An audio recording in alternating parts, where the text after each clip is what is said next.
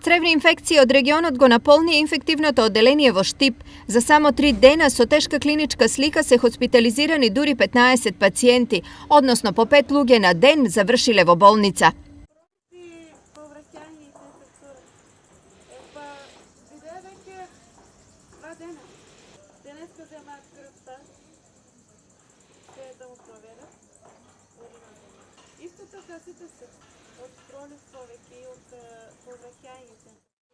Пациенти има од цел регион, но претничат случаеви од Штип, Радовиш, Свети Николе, Виница и Кочани. Преку текот на целиот ден, од специјалната болница, од приемната амбуланта се испратени 5 пациенти за инфективно одделение Штип, од кои 3 се мажи, а 2 жени, сите со слични симптоми, со диареја, со колити. Пациентите се од различен пол, од различна возраст, има и пензионери, има и вработени и невработени, значи нема некоја заедничка додирна точка.